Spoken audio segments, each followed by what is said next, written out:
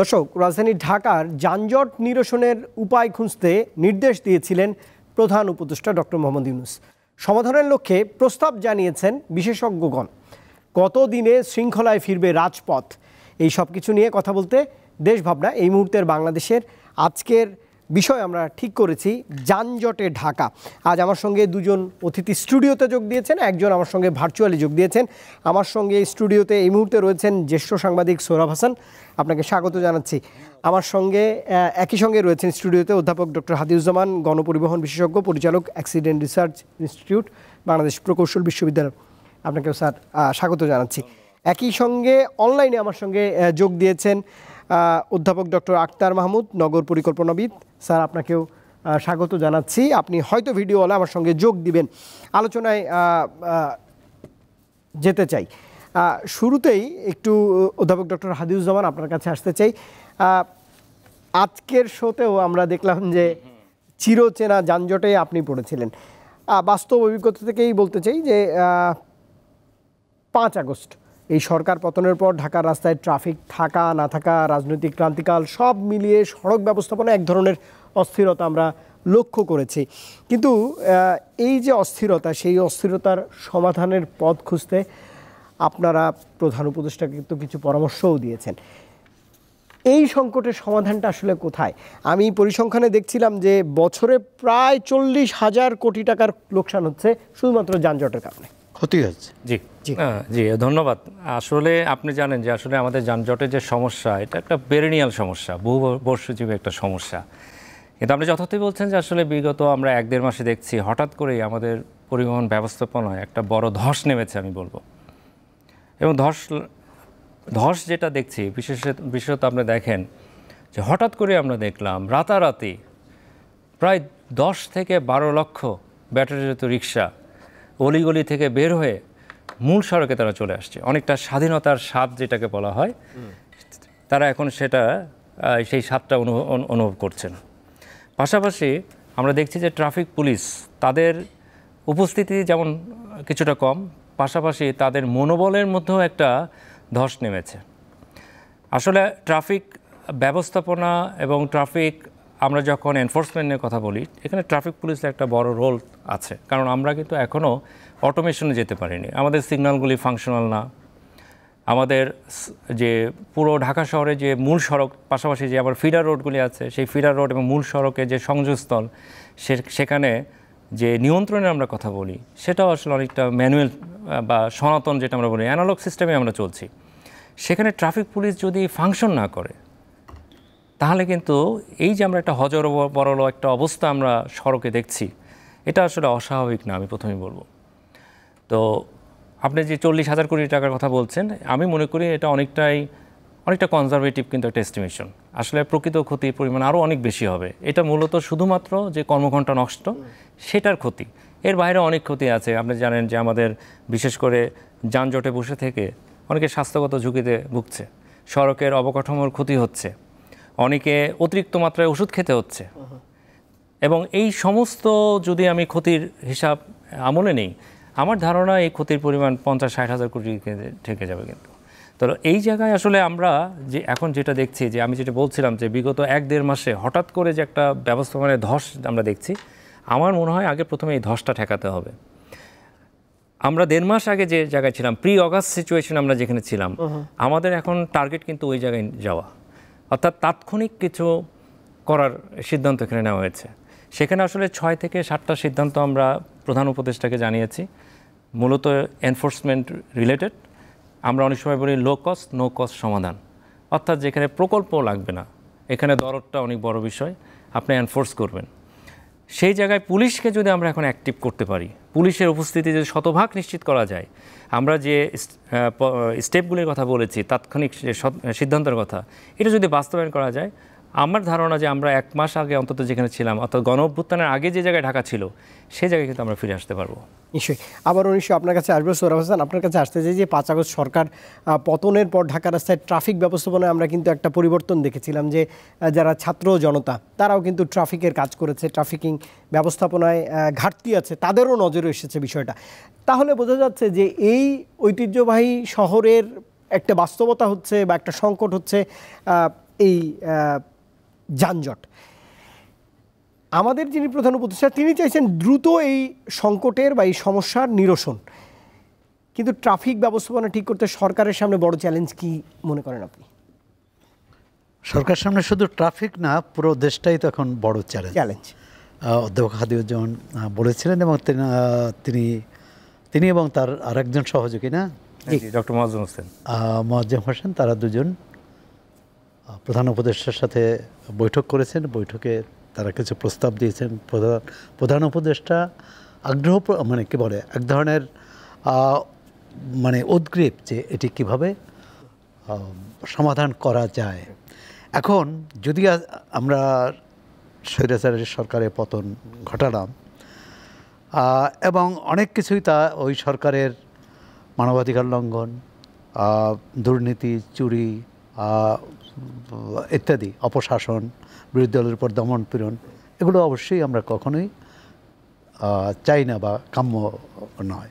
কিন্তু এখন এই যানজটের ক্ষেত্রে 5 আগস্টের আগে ফিরে যাওয়া, অন্তত এটা হচ্ছে প্রাথমিক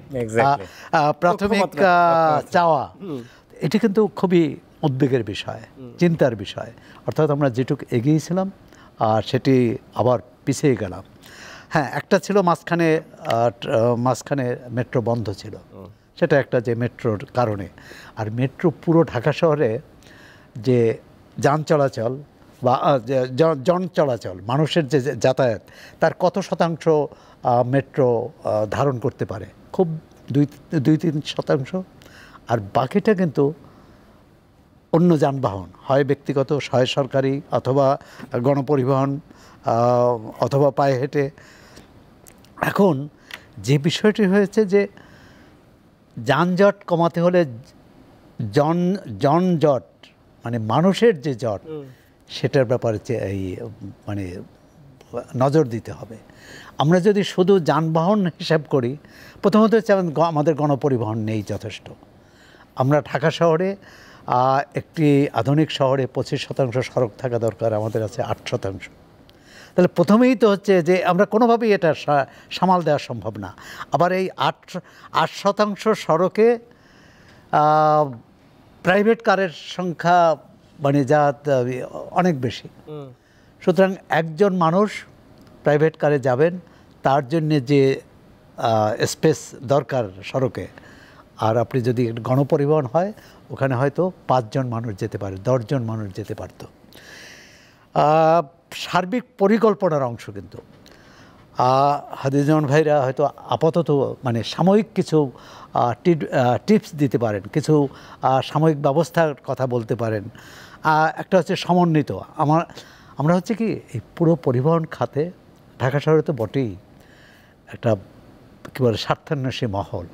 সেটা তার স্বার্থ, তার ব্যবসা, তার অবৈধ সুবিধা রক্ষার জন্যে কোনো আইন কানুন মানতে চান না, কোনো নিয়ম কানুন মানতে চান না। আপনারা বাস গণপরিবহনে ইজারা দেন, এটা পৃথিবীর অন্য কোনো দেশে আছে বলে মনে হয় না। ইজারা দিয়ে যত বেশি ট্রিপ দিতে পারবে তত বেশি। এবং এই খাতের আমরা অনেক সমালোচনা করতে পারি, এই খাতে যে শ্রমিকরা, পৃথিবীর এর চেয়ে শোষিত শ্রমিক আর আছে বলে মনে হয় না। তাদের বেতন ভাতার নিশ্চয়তা নেই, তাদের চাকরির নিশ্চয়তা নেই, এবং তারা যেখানে থাকে কর্মপর 10-15 বছর থাকলে তো মানে অকেজো হয়ে যায়, তার স্বাভাবিক সুস্থ থাকে না এবং কর্মক্ষমতা হারিয়ে ফেলে। তাহলে এরকম একটি কোনো খাত চলতে পারে না। প্রথমত হচ্ছে এটা চলতে পারে না। চলছে এই যানজটের কারণগুলো আমরা যদি চিহ্নিত করি, আমরা সাধারণ নাগরিক হিসাবে, আজকে হাদিউজ্জামান ভাই বলছিলেন যে তিনি বুয়েট থেকে আসতে এখানে অর্ধেক পথ হেঁটে এসেছেন। মানে এরকম যদি প্রতিটি নাগরিকের এই দুঃসহ অবস্থা মোকাবেলা করতে হয়, ঢাকা শহরে তো কোনো কিছু ক্ষেত্রে দেখেন না, পানি কি শস্য সরবরাহ আছে, বিদ্যুৎ সরবরাহ আছে, সড়ক নেই, আপনার আবর্জনা কি বলে এই যে জঞ্জাল কি মুক্ত হচ্ছে, ফুটপাত আছে। আমরা বলতে পারি যে ধরুন 1 কিলোমিটার বা 1.5 কিলোমিটার বা 2 কিলোমিটার পর্যন্ত কেউ গাড়ি ব্যবহার করতে পারবে না, হেঁটে যেতে হবে। কিন্তু ফুটপাত তো নেই।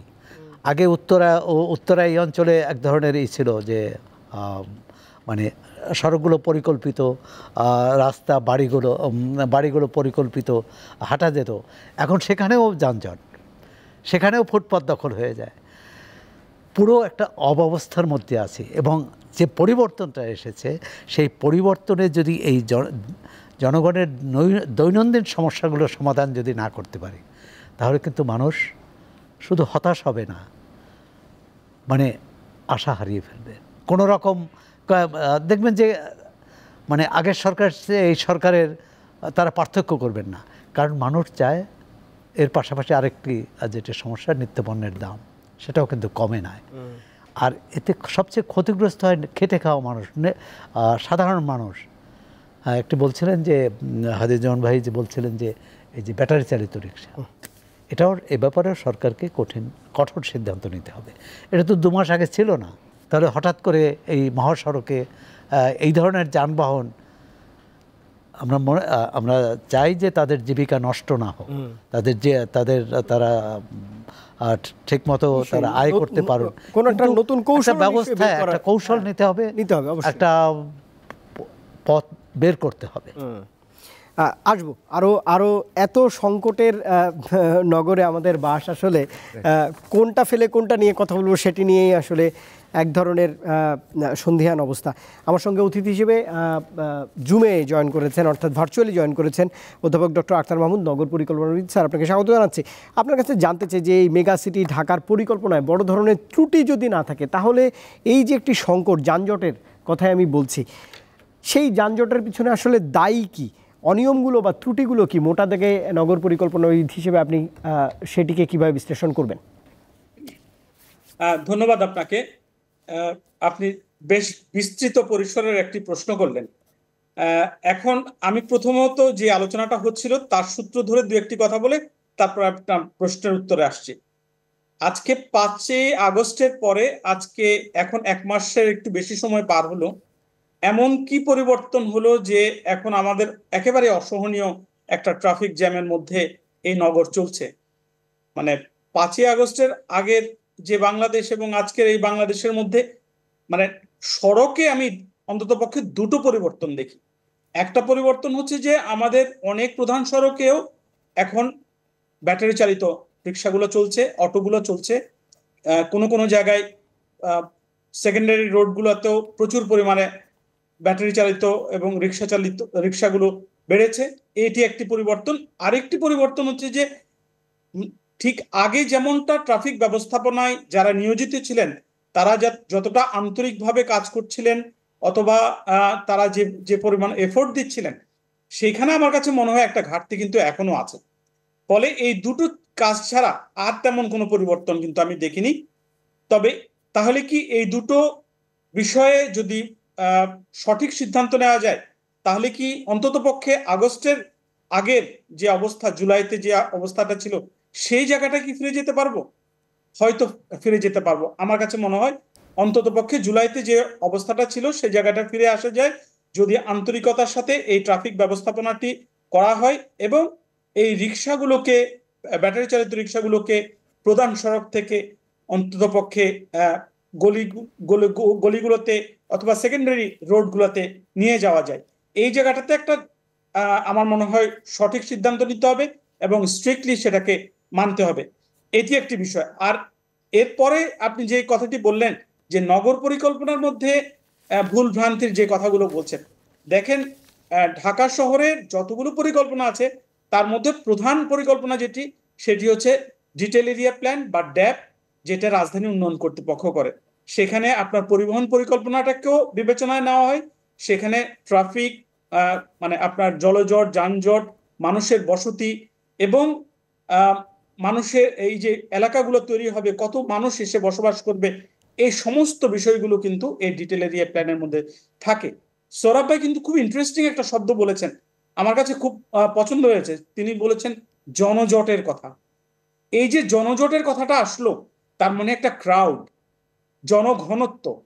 পৃথিবীতে এমন মানে ঢাকাই হচ্ছে সবচাইতে বেশি জনঘনত্বের পপুলেটেড এবং ডেন্সলি পপুলেটেড। আপনি খেয়াল করে দেখেন 47,000 মানুষ বসবাস করে এই মাত্র 1 স্কোয়ার কিলোমিটার জায়গাতে। আপনি হয়তো এর পরে যে দু একটি নগরীর কথা শুনবেন, সেটা মুম্বাই, 28,000 মানুষ বসবাস করে সেখানে 1 স্কোয়ার কিলোমিটারে। অথচ আপনি দেখেন যে এই যে মেগা সিটিগুলো আছে, সেখানে যে পরিমাণ সুশৃঙ্খল গণপরিবহন ব্যবস্থা আছে, তার বিন্দু মাত্র কিন্তু আমাদের এই ঢাকা শহরে নেই। সবেমাত্র আমরা একটি মাত্র মেট্রো চালু করতে সক্ষম হয়েছি, যেটি আজকে বন্ধ থাকার কারণে যানজটের পরিমাণ প্রায় কয়েক গুণ বেড়ে গেছে। তাহলে আপনি খেয়াল করে দেখেন, মাত্র একটি রুটে সুশৃঙ্খল গণপরিবহন ব্যবস্থা চালু ছিল, সেটার ইন্টারাপশনের কারণে পুরো নগর জুড়ে অসহনীয় একটা যানজটের শিকার আমরা হয়েছি। এখন আমি বলছি যে আমাদের যে সড়কের পরিবহন পরিকল্পনাটি আছে, অর্থাৎ আরএসটিপি, রিভাইজ স্ট্র্যাটেজিক ট্রান্সপোর্ট প্ল্যান, সেখানে বর্তমান অবস্থাকে যদি সামাল দেওয়ার জন্য, সচল রাখার জন্য নগরীকে, সেখানে যে প্রস্তাবগুলো ছিল, সেখানে এই একটি মেট্রোর সাথে আরো 4টি মেট্রোর কথা সেখানে প্রস্তাব করা আছে, 2টো বাস র্যাপিড ট্রানজিটের কথা বলা আছে, সেখানে বাস রুট রেশনালাইজেশনের কথা বলা হচ্ছে। সবকিছু যদি চালু থাকতো, নিরাপদ ফুটপাথগুলো যদি থাকতো, তাহলে অন্ততপক্ষে কিছুটা একটা সচল নগরী আপনি দেখতে পেতেন। সেখানে শুধুমাত্র একটি প্রকল্প বাস্তবায়ন হলো, সেটি হচ্ছে মেট্রো। এত কিছুর অভাবের মধ্যে এই ঢাকার নগরীটা এই মুহূর্তে চলছে। বাস রুট রেশনালাইজেশনের কথাটা বিশেষভাবে এখানে বলা প্রয়োজন। এই যে একটু আগে আলোচনা করছিলেন আপনারা, যে কিছু কিছু স্বার্থান্বেষী মহল কিন্তু আছে যারা চায় না এরকম বাস রুট রেশনালাইজেশন হোক, এরকম সুশৃঙ্খল একটা গণপরিবহন ব্যবস্থা চালু হোক। এর মধ্যে কিন্তু বিভিন্ন স্বার্থ আছে। কিন্তু গত 4-5 বছর ধরে এই বাস রুট রেশনালাইজেশনের প্রকল্পটি একটু আগালো না। কিছু পরীক্ষামূলকভাবে 2-1টি কাজ করা হয়েছিল, কিন্তু সেটার সঠিক ফলাফল পায়নি, কারণ সেখানেও কিন্তু গলদ ছিল। এখন এরকম একটি মেগা শহরকে যদি আপনি সচল রাখতে চান, এটাকে অবশ্যই পরিকল্পনাতে যা বলা আছে এক্স্যাক্টলি তা বাস্তবায়ন করতে হবে, এবং যেই আইনগুলোর কথা একটু আগে প্রফেসর বলছিলেন, হাদিউজ্জামান বলছিলেন, সেগুলোকে যথাযথভাবে প্রয়োগ করতে হবে। প্রয়োগের জায়গায় কোনো ঘাটতি থাকলে আপনার এই শহরকে আপনি সচল রাখতে পারবেন না। এই ট্রাফিকের জ্যাম নিয়ে আলোচনা আমাদের কিন্তু চলতেই থাকবে। নিশ্চয়ই ডক্টর অধ্যাপক আখতার মাহমুদ সঙ্গেই থাকবেন। এই যে সংকটটি নিয়ে আমরা কথা বলছি, ডক্টর হাফিজুজ্জামান আপনার কাছে আসতে চাই। আপনি সহ অধ্যাপক মোয়াজ্জেম হোসেন আমাদের বর্তমান অন্তর্বর্তীকালীন সরকারকে আমি দেখছি যে বুলেট পয়েন্টে 5-6 দফা বলেছেন যে এটি সমাধানের পথ। সেখানে ট্রাফিক সিগন্যালিং ব্যবস্থা, একই সঙ্গে ট্রাফিক পুলিশ কাজে ফিরতে যেন আসে আগের মতো, ব্যাটারি চালিত সিএনজি, অটোরিকশা, এগুলোর কথা তুলে ধরেছেন। কিন্তু আমার প্রশ্ন, জানার আগ্রহ, এই সমস্ত পরিকল্পনা হাতে নেওয়ার পর আমাদের তো প্রশিক্ষণেরও দরকার আছে, এবং সামগ্রিকভাবে এটা কত সহজে ইমপ্লিমেন্ট করা যাবে বলে আপনি মনে করেন, বা এটি কতটা সময় সাপেক্ষ? কারণ আমাদের টার্গেট তো জুলাই আগস্টের আগে ফিরে যাওয়া। বাসযোগ্য নগরী করতে এটা তো মোটা দাগে একটি বড় চ্যালেঞ্জের পথ আপনারা বাতলেছেন। জি, দেখেন, আসলে আমরা যে 6 দফার কথা বলছেন, আমরা প্রধান উপদেষ্টাকে জানিয়েছি। এই দফাগুলি আমার মনে হয় তাৎক্ষণিকভাবে বাস্তবায়নযোগ্য। এখানে এমন কিছু বলা নাই যে এটার জন্য, আমি বলছিলাম শুরুতেই, যে আপনার প্রকল্প লাগবে, ফান্ড লাগবে, এরকম কিছু না। এটা আসলে সদিচ্ছার ব্যাপার, এনফোর্সমেন্টের ইস্যু। আমাদের ট্রাফিক পুলিশ যদি তাদের কাজে পুরো স্ট্রেংথ নিয়ে ফিরে আসে, মনোবল যদি চাঙ্গা করা যায়, তাহলে এটা আসলে আমি মনে করি ডুয়েবল। এটা করা আসলে কঠিন কিছু না। তবে আমরা আসলে প্রধান উপদেষ্টাকে শুধুমাত্র এই 6 দফা না, এর পাশাপাশি আমরা কিন্তু একটা হলিস্টিক অ্যাপ্রোচে পুরো ঢাকা শহরের সমস্যা নিরসনের জন্য যানজটের, তারও একটা রূপরেখা কিন্তু আমরা দিয়েছি। যেটা আক্তার ভাই কিছুক্ষণ আগে বলছিল যে বাসের কথা, যে বাস ভিত্তিক যে পরিকল্পনার কথা, সেখানে আমরা অনেক সময় বাস রুট ফ্র্যাঞ্চাইজের কথা বলি, যে যারা এখন বাসের ব্যবসায় আছেন সেই মালিকদেরকে নিয়ে কোম্পানি তৈরি করার কথা বলি। তার পাশাপাশি আমরা এবার বলেছি যে আসলে এই যে বাস রুট ফ্র্যাঞ্চাইজি, এটা কিন্তু আসলে 5-6 বছর আগে না। আমাদের 2005-এ যখন কৌশলগত পরিবহন পরিকল্পনা প্রথম ঢাকা শহরের মাস্টার প্ল্যান, আমাদের কিন্তু 2005-এর আগে পরিবহন সংক্রান্ত কোনো মাস্টার প্ল্যান ছিল না। 2005-এর মাস্টার প্ল্যানেও বলা ছিল এই বাস রুট ফ্র্যাঞ্চাইজির কথা, সেটা হয়নি। সেটি 19 বছরে হলো না। হ্যাঁ, হলো না। কি কারণ? হ্যাঁ, এর পিছনে অনেক কারণ আছে। তার মধ্যে একটা বড় কারণ হচ্ছে আসলে যে এখানে একটা বিশাল সিন্ডিকেট আছে, দুষ্টচক্র আছে। তারা আসলে, এই সমস্যাটা আসলে কোনো টেকনিক্যাল সমস্যা না, এটা একটা রাজনৈতিক সমস্যা। এটা রাজনৈতিক পৃষ্ঠপোষকতায় এটা সমাধান করতে হবে। পৃথিবীর সব দেশেই আসলে বাস রুট ফ্র্যাঞ্চাইজি যেটা বলি, এটা একটা মডেল, এইভাবেই পরিবহন চলছে। তো সেখানে আমরা কেন চালাতে পারবো না? যে পরীক্ষার কথা বলা হচ্ছে, এটা তো আসলে আমি মনে করি এর আদর্শ বাস রুট ফ্র্যাঞ্চাইজি পাইলট কিন্তু হয়নি। এটা অনেকটা হাইব্রিড একটা পাইলটিং হয়েছে এবং অনেকটা জেনে শুনেই যেন এটা আসলে অকৃতকার্য হয় ওইভাবে ব্যবস্থা করা হয়েছে। কারণ বলাই ছিল যে আসলে বাস রুট ফ্র্যাঞ্চাইজি করা হচ্ছে আমাদের বাসগুলির মধ্যে শৃঙ্খলায় আনা, যাতে করে যানজট নিরসন হয়। আপনি কিভাবে পরীক্ষা করলেন? ওই রুটে আগের যে রুট পারমিটবিহীন লক্কর ঝক্কর যে বাস আছে সেটা রেখে আপনি তার মধ্যে নগর পরিবহন ঢুকিয়ে দিয়েছেন। তাহলে এদের মধ্যে এখন কম্পিটিশন হচ্ছে। আমার তো উদ্দেশ্য ছিল যে সড়কে বাসগুলির মধ্যে যে ক্যানাবলিজম হয়, কে কাকে খেয়ে ফেলবে যাত্রী ধরতে গিয়ে, এই ক্যানাবলিজম থামানো। কিন্তু আপনি তো সেটা না করে আপনি হাইব্রিড একটা পাইলটিং করলেন। তো আমরা যেটা এখন চিন্তা করছি যে আসলে আমাদের ভাবতে হবে মধ্যমেয়াদী একটা পরিকল্পনার কথা আমরা বলছি, যেটা আমরা একটা গভর্নমেন্ট লিস্টেড কোম্পানি করা যায় কিনা। সরকার টপে থাকবে, সে নিয়ন্ত্রণ করবে এবং আমাদের যে বাসগুলো এখন ঢাকা শহরে চলছে, দরকার পড়ে সরকার সব বাস প্রকিউর করে ফেলবে এবং যারা বাসের মালিক আছে তারা শেয়ার নিতে পারে অথবা তারা টাকা নিয়ে কিন্তু ব্যবসা থেকে চলেও যেতে পারে। এবং সেক্ষেত্রে যেটা হবে, আমরা শুরুতে এই বাসগুলি নিয়েও যদি কোম্পানি ভিত্তিক একটা কোম্পানির আন্ডারে বাস চালাতে পারি এবং বাসের জন্য যদি একটা আলাদা লেন করতে পারি।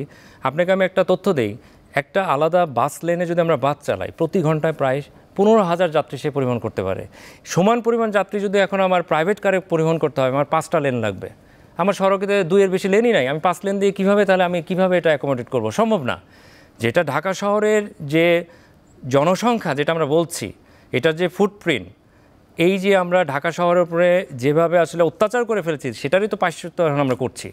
সেই প্রায়শ্চিত্ত করতে হলে আমরা বলে আসছি যে আলাদা বাস লেন দিয়ে কোম্পানি করে প্রয়োজন বোধে যেটা করতে হবে, যে কোম্পানির কথা বলছি প্রকিউর করে নেবে। সেক্ষেত্রে আমরা একটা চমৎকার, বিশেষ করে ঢাকা শহরকে যদি আমরা বাঁচাতে চান, আমাদের এস্টিমেশন বলছে 70% মানুষকে বাসে তুলতে হবে। আপনি মেট্রো করছেন, একটু আগে মেট্রোর কথা এখানে আসছে, আপনি 1.5টা মেট্রো লাইন করে 1.5 লক্ষ টাকা আপনি বিনিয়োগ করবেন। হোয়ারাস আপনি যে পরিমাণ যাত্রী এই 3টা মেট্রোতে ক্যারি করবেন, সেই জায়গায় আমি যদি এই যে বাসের কথা বলছি, আমরা যদি এভাবে বাস দিয়ে সাজাতে পারি, আমরা 7 গুণ বেশি যাত্রী পরিবহন করতে পারবো। আপনার বিনিয়োগ করতে হবে 6,000 কোটি টাকা। আপনি 1.5 লক্ষ কোটি টাকা আপনি বিনিয়োগ করতে পারছেন, কিন্তু 6,000 কোটি টাকা আপনি বিনিয়োগ করতে পারছেন না। এবং সরকার যদি এই 6,000 কোটি টাকা বিনিয়োগ করে, পুরো ঢাকা শহরের লন্ডনের মতন এয়ার কন্ডিশনিং, লো ফ্লোর, ডবল ডোর বাস যেগুলো আছে, অর্থাৎ মেট্রোর যে বগি আছে, ওই স্ট্যান্ডার্ডে আমরা বাস এখানে নামাতে পারবো। এখন প্রশ্ন হচ্ছে যে রাজনৈতিক সদিচ্ছার কথা আমি বলছি না, নিশ্চয়ই সেই বিষয়ে এই যে তথ্য, সেটি তো অনেকটাই ভয়ঙ্কর এবং উদ্বেগ জায়গা নিয়ে। আমি যদি আপনার কাছে বলি যে এই মুহূর্তে তো অন্তর্বর্তীকালীন সরকার আছে সোহরাব ভাই, সেটি হচ্ছে এরপরে তো একটু নিশ্চয়ই জাতীয় নির্বাচনের পথেই এই সরকার হাঁটছে, তারপরে কোনো না কোনো রাজনৈতিক দল ক্ষমতায় আবারও আসবে, তখন এই ব্যবস্থাপনাতে তারা আবারও দলীয় মদতপুষ্ট হয়ে উঠবে কিনা, সেই নিশ্চয়তা পাবো কোথায় আমরা? না, দলীয় মদতপুষ্ট তো এখনও আছে। আপনারা দেখেন অন্তত পরিবহন খাতে, এই যে 19 বছরের পরিকল্পনা, পরিবহন খাতে এখন হচ্ছে 19 বছরের পরিকল্পনা বাস্তবায়িত হয়নি। মানে স্বার্থান্বেষী মহল বা মাফিয়া চক্র বা দুষ্ট চক্র তারা করতে দেয়নি।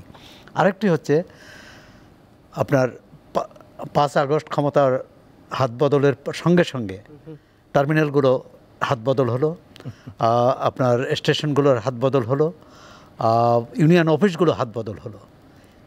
তাহলে মানে একটা চক্র ছিল, আরেকটা চক্র সেখানে শূন্যস্থান পূরণ করলো। তাহলে তো একই রকম।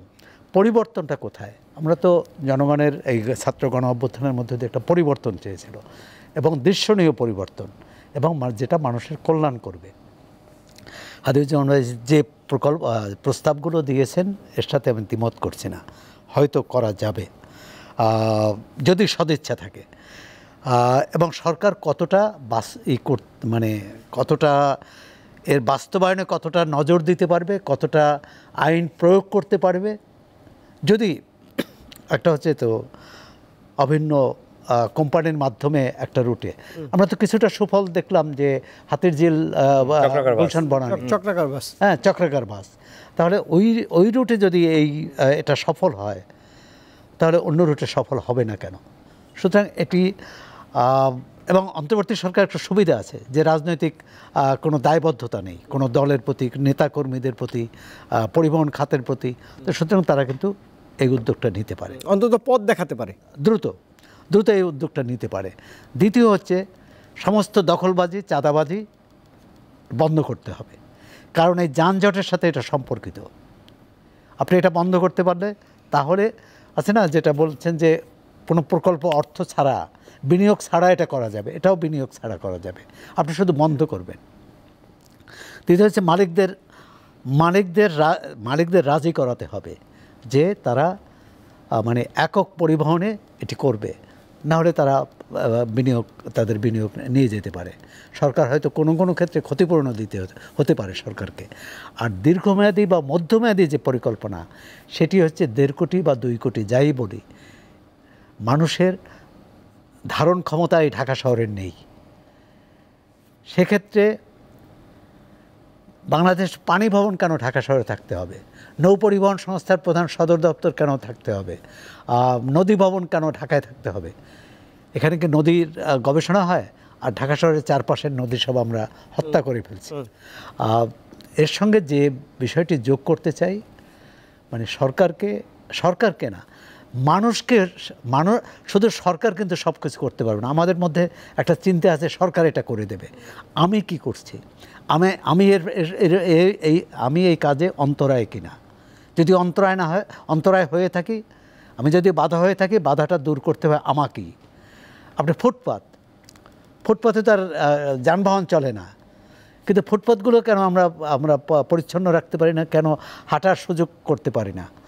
আমরা কেন এই যে পরিকল্পনাগুলো, ধরেন মেট্রো, জানি না যেখানে হাদিজুজ্জামান ভাই বলতে পারবেন বা আক্তার ভাই, যে মেট্রো যেভাবে করা হয়েছে, আমরা যদি একটি সার্কুলার করতে পারতাম, তাহলে অনেক বেশি যাত্রী সেটি সুবিধা নিতে পারত। এখন দেখুন, এই কারণ বাজার যে রুট দিয়ে মেট্রো আসছে, এর ধরেন 1-1.5 কিলোমিটারের পর্যন্ত মানুষ এর সুবিধাটা পায়, তার বাইরের মানুষ তো পাচ্ছে না। এবং ঢাকা শহরে 1 কিলোমিটারও পায় না, কারণ 1 কিলোমিটার তারপর যাবেন কই? মানে ওই মেট্রো স্টেশন থেকে সে বাসায় যেতে তো তার হেঁটে যেতে হবে, ধরে নিলাম 1 কিলোমিটার হেঁটেই গেলেন, কিন্তু হাঁটার পথ কি আছে? সুতরাং সার্বিকভাবে আমার মনে হয় যে প্রধান উপদেষ্টা চেয়েছেন যে ঢাকার যানজট দূর করতে, এটা একটা স্বল্পমেয়াদী, তাই এই মুহূর্তের যে একটা পরিকল্পনা, মধ্যমেয়াদী পরিকল্পনা এবং দীর্ঘমেয়াদী পরিকল্পনা করতে হবে, যে ঢাকা শহর থেকে অন্তত যদি বলি যে অর্ধেক মানুষ সরিয়ে ফেলতে হবে। সে যে আমাকে সরাতে হয়, আমার প্রস্তুতি থাকতে হবে। এটা হবে না যে আমি সরব না আর সবাই সরবে, মানে আমি প্রতিষ্ঠানগুলোর কথা বলছি। আরেকটি হচ্ছে যে আমরা একটি আধুনিক পরিকল্পিত শহর চাই কিনা। শুধু সড়ক হলেও হবে না, আমাদের ভবনগুলো কিন্তু পরিকল্পিত, আমাদের অন্য যে নাগরিক সুবিধা পাওয়ার কথা, মার্কেটগুলো কি পরিকল্পিত? তো সুতরাং একটা পরিকল্পিত শহরের যে মাস্টার প্ল্যান বলা হয়, এবং আমরা তো এখনও শুনি কত 1961 সালের মাস্টার প্ল্যান, সেটার কথাই বলা হয় যে ঢাকা শহরের যেটুক শৃঙ্খলা আছে ওই মাস্টার প্ল্যান, তারপর কেন হলো না? আমরা পাকিস্তান আমলে করতে পারলাম, হ্যাঁ, তখন জনসংখ্যা কম ছিল, কিন্তু বেশি জনসংখ্যার তো একটা করতে হবে। উত্তরাকে তো আমরা প্রায় জঙ্গল বানিয়ে ফেলতেছি, মিরপুর, মোহাম্মদপুর এগুলো পরিকল্পিত ছিল, এগুলো ইতিমধ্যে জঙ্গল হয়ে গেছে, জনজঙ্গল, হ্যাঁ, মানব জঙ্গল হয়ে গেছে। এই মানব জঙ্গল থেকে ঢাকা শহরকে মুক্ত করতে হবে। নিশ্চয়ই। আপনার পর্যবেক্ষণের জন্য ধন্যবাদ। আবারও আসবেন নিশ্চয়ই অতিথি অধ্যাপক ডক্টর আক্তার মাহমুদ, আপনার কাছে জানতে চাই যে আমরা দেখি বেশিরভাগ সময়ে বর্ষা মৌসুমে আমাদের যত সরকারি প্রতিষ্ঠান, সেবা প্রতিষ্ঠান রয়েছে, তারা একদম একটা মহাযজ্ঞ হাতে নেয়। সব সরকারের সময়ই এটি দৃষ্টিগোচর হয়, সেটা হচ্ছে রাস্তা খোঁড়াখুড়ি, ওই সময় যেন তাদের কাজ পড়ে যায়। সেটি তো একটু মহানগরের জন্য বড় সমস্যা। এই নতুন সরকার ক্ষমতা গ্রহণ করলেন, এই সমস্যার সমাধানে তারা কতটা চ্যালেঞ্জের মুখে পড়বেন বা তাদের জন্য পরামর্শ থাকবে কিনা, এটিও তো অন্তত তীব্র যানজট বা এই নগরকে নাকাল করার জন্য যথেষ্ট। ধন্যবাদ আবার আপনাকে। এই পরিবর্তিত পরিস্থিতিতে ঢাকা শহর না, শুধু সারা বাংলাদেশের প্রকল্প বাস্তবায়নের একটা বিরাট ধরনের চ্যালেঞ্জ আছে। অনেক কাজ কিন্তু বন্ধ হয়ে আছে। এই ঢাকা শহরের ভিতরেই 2 সিটি কর্পোরেশন আমাদের যে সকল কাজগুলো করছিল, তার অনেকগুলো কাজ কিন্তু বন্ধ ছিল এবং বন্ধ আছে। ফলে এইগুলোকে পরিপূর্ণভাবে চালু করা এবং কাজে ফিরে আসা, যারা কন্ট্রাক্টর ছিল তাদেরকে কাজে নিয়ে আসা, এগুলো তো অবশ্যই একটা চ্যালেঞ্জ আছে। আর আরেকটি কথা যেটা আপনি বলছিলেন যে যখন বর্ষা মৌসুম আসে খোঁড়াখুড়ির পরিমাণ বাড়ে, আসলে খেয়াল করে দেখবেন ওই সময়টাতে ইয়ার ক্লোজিং এর একটা ব্যাপার থাকে, ফাইন্যান্সিয়াল ইয়ার। সেই সময়টাতে কাজের একটা বিরাট ধরনের মানে তড়িৎ গতিতে কাজ হতে শুরু করে, কারণ বিল পেমেন্টের একটা ব্যাপার আছে, এগুলো কিন্তু আছে। তো মানে সেখানে যারা ক্লায়েন্ট প্রতিষ্ঠান অর্থাৎ যারা কাজগুলো করাচ্ছে সরকারি প্রতিষ্ঠান, তাদেরকে সামগ্রিকভাবে একটা রোড প্ল্যান নিয়ে আগাতে হবে। আর আমাদের বেশিরভাগ সময় এই রোড প্ল্যানটা থাকে না। এই রোড প্ল্যান না থাকার কারণে, মানে রোড ম্যাপটা না থাকার কারণে যেটা হয়, তো কাজগুলো ডিলে হতে থাকে এবং বছরের শেষ দিকে এসে, ফাইন্যান্সিয়াল ইয়ার শেষ দিকে এসে খুব তড়িঘড়ি করে ওই সময় খোরাখুরির পরিমাণটা যায় বেড়ে। এখানে সৌরভ ভাই কিন্তু আবারও একটা কথা বললেন যে ক্যারিং ক্যাপাসিটি অর্থাৎ ধারণ করার ক্ষমতা, এই ঢাকা শহরের যে ধারণ করার ক্ষমতা অনেক আগেই হারিয়েছে, এই কথাটা মানে এক টেকনিক্যাল লোকজন না, শুধু নন টেকনিক্যাল লোকজন, সাধারণ মানুষ যারা সুবিবেচনা করেন, এই ধরনের পর্যবেক্ষণশীল মানুষও কিন্তু এটা বুঝতে পারে। কিন্তু বুঝতে পারে না কারা? যারা স্বার্থান্বেষী একটা মহল আছে। আমি পরিষ্কার করে বলি, এই ডিটেল এরিয়া প্ল্যান যেটা অ্যাপ্রুভাল পেয়েছিল গত 2022 সালে, সেটাকে এখন নতুন করে একটা গোষ্ঠী শুরু করেছে, তারা কথা বলা শুরু করেছে। এই পরিবর্তিত পরিস্থিতিতে যখন একটি ইন্টারিম গভর্নমেন্ট আসছে, তখন তারা বলছে যে ওই ট্যাবটাকে বাতিল করতে হবে। কেন বাতিল করতে হবে? প্রশ্নটার উত্তর কিন্তু খুবই সিম্পল। এরা শুধুমাত্র চায় হচ্ছে বিল্ডিং এর এফএআর বাড়াতে এবং তার হাইট বাড়াতে, তাতে করে আবার নতুন করে লোকজন এখানে আসবে। তাদের একমাত্র ভাষ্য হচ্ছে এখানে রিয়েল এস্টেটের ব্যবসা কিন্তু কমে গেছে এবং এটাকে বাড়াতে হবে, তাহলে আরো মানুষ আসবে, আরো ডেন্সিফিকেশন হবে, আরো প্রচুর মানুষ এই শহরে একটা ক্রাউড তৈরি করবে। এটা তাদের স্বার্থ হতে পারে, কিন্তু এটা কোনোভাবেই সাধারণ মানুষের কোনো স্বার্থ নয়। সুতরাং এখন বর্তমানে যে উদ্যোগটা চলছে, রাজধানী উন্নয়ন কর্তৃপক্ষকে রীতিমতো তারা প্রেসার দিচ্ছে, মন্ত্রণালয়কে প্রেসার দিচ্ছে এই ডিটেল এরিয়া প্ল্যানে, যেখানে এই মানুষগুলোকে নিয়ন্ত্রণ করার চেষ্টা করা হয়েছে। আপনার এই যে ডেভেলপমেন্টের যে নিয়ন্ত্রণটা, এফআরটাকে কমানোর চেষ্টা করা হয়েছে, সেটাকে তারা আবার লেগেছে যে এটাকে কিভাবে বাড়ানো যায়। তো এই যে একটা মানে এই ড্যাবটাকে নিয়ে যে এক ধরনের ষড়যন্ত্র চলছে, এইখানে আমার মনে হয় সরকার থেকে যারা উপদেষ্টা নিয়োজিত আছেন, না রেসপন্সিবল আছেন, তাদেরকে এই জায়গাটায় সুবিবেচনা করতে হবে। এই ঢাকা শহরকে যদি বাঁচাতে হয়, তাহলে এটা যেন যৌক্তিক একটা জায়গায় যাওয়া হয়, কোনো স্বার্থান্বেষী মহলের যে প্ররোচনায় অথবা চাপে এটা যেন তারা নতি স্বীকার না করেন। তাহলে আমরা যে জট, জলজট এবং ট্রাফিক জ্যাম, যে জ্যামের মধ্যে আমরা আছি, সেখান থেকে কিন্তু আমরা বেরোতে পারবো না। মানে সবশেষে আমার বটম লাইন যেটা কথা হবে, সেটা হচ্ছে একটি পরিকল্পনা তৈরি হয় অনেকগুলো স্টাডির মধ্য থেকে।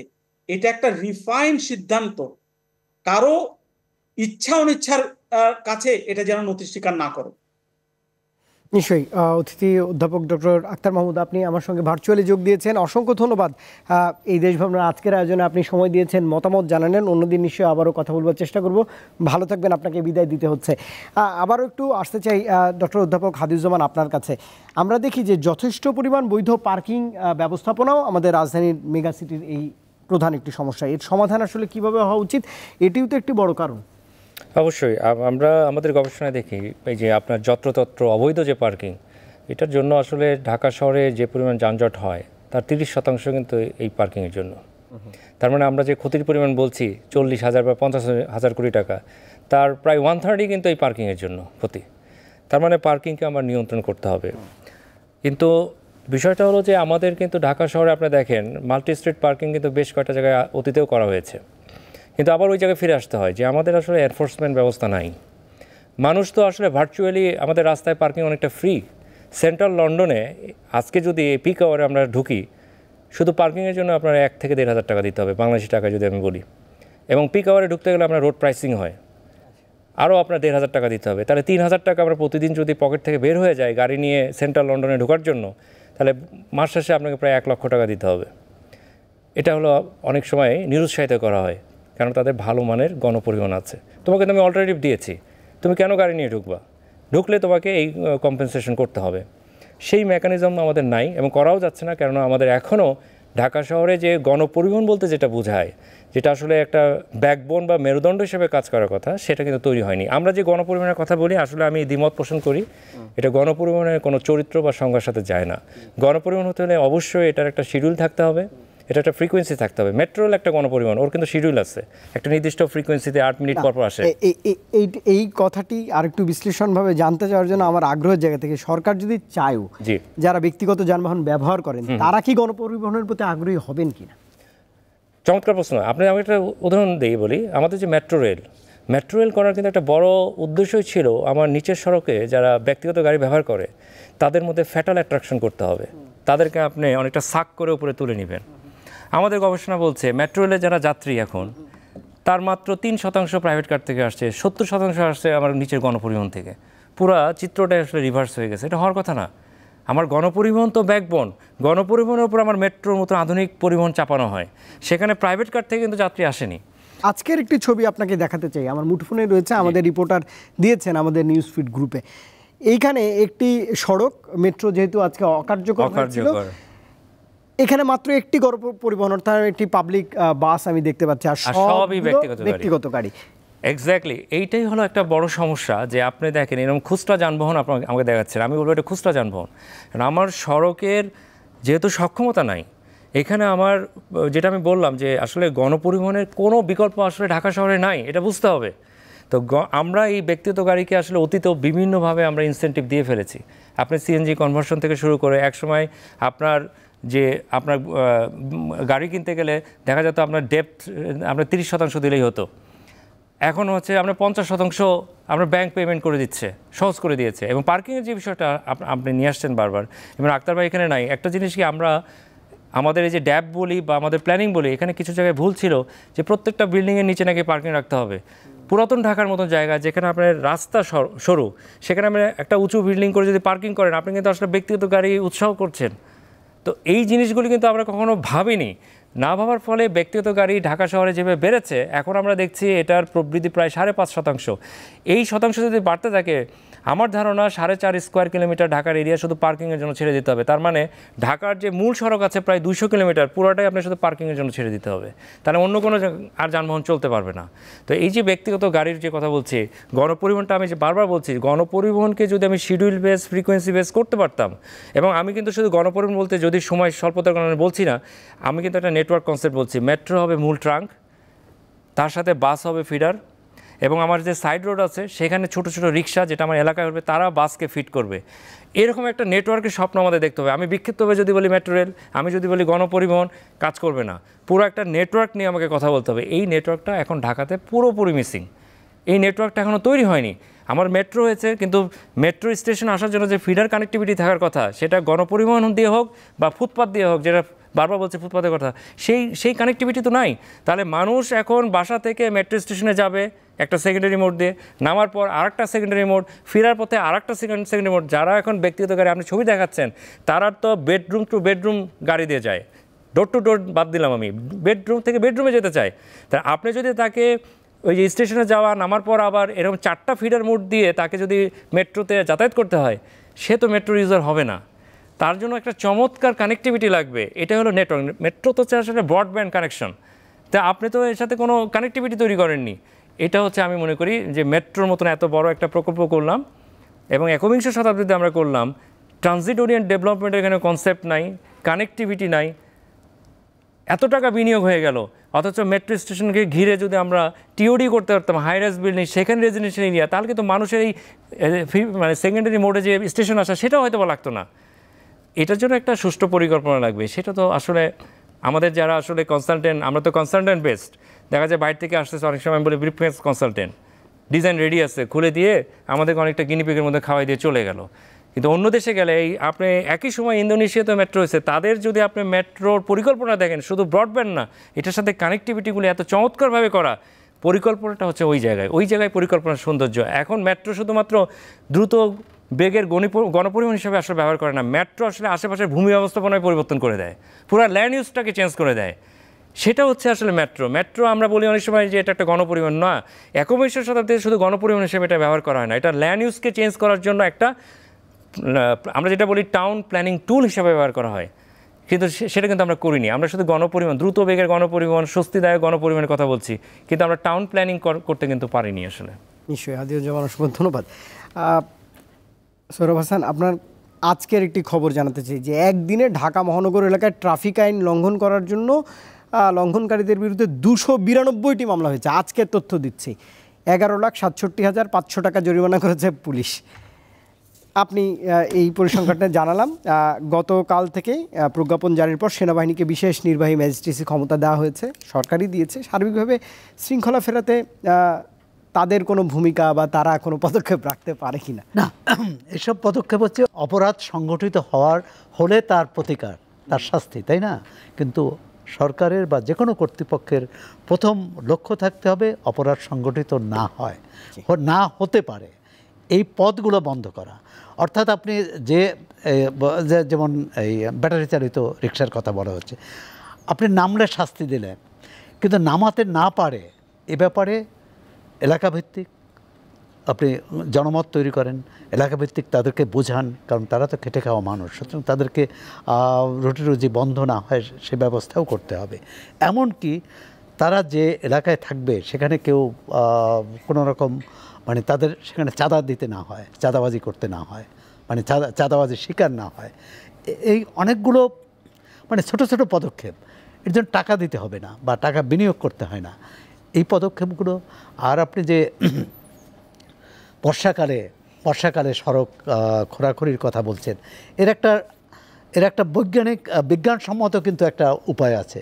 সেটা হচ্ছে আমাদের যে অর্থ বছরের যে সময়, সেটা পাল্টে দিলেই হয়।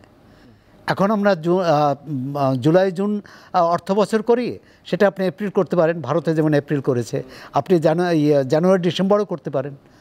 তাহলে তো আর ওই অন্তত সেই প্রচণ্ড রোদের মধ্যে অথবা বর্ষার মধ্যে এই সড়ক খোঁড়াখুড়ি হবে না। আসলে হচ্ছে পরিকল্পনা, এবং পরিকল্পনাটা চিন্তাভাবনা করে সবার সাথে আলোচনা করে এই যে ধরেন নতুন নতুন পরিকল্পনা নেওয়া হয়, তাতে আমাদের বিশেষজ্ঞদের কতটা মূল্যায়নও করা হয়, কতটা যুক্ত করা হয়। দ্বিতীয় হচ্ছে যে আমরা তো বেশিরভাগ দেখি, কারণ অনেক পরিকল্পনা হয়তো বিদেশি অর্থায়নে, সুতরাং বিদেশি পরামর্শকদের, বিদেশি বিশেষজ্ঞদের মতামতকেই বেশি গুরুত্ব দেওয়া হয়, এবং যার সাথে হয়তো আমাদের বাস্তবকে মেলানো যায় না, যার ফলে অনেক প্রকল্প দেখবেন যে এটা কোনো ফল দিচ্ছে না। সুতরাং মানে গভীর অনেক আলোচনা করতে হবে, মানে অনেক বিতর্ক করতে হবে। আপনি এলাকায় যে কোনো এলাকায় একটা কমিউনিটি সেন্টার করবেন বা একটা প্রতিষ্ঠান করবেন, ওই এলাকার মানুষকেই করতে হবে। আচ্ছা, আরেকটি কথা বলি, এই যানজটের আমরা কেন এলাকাভিত্তিক শিক্ষা প্রতিষ্ঠান করতে পারলাম না?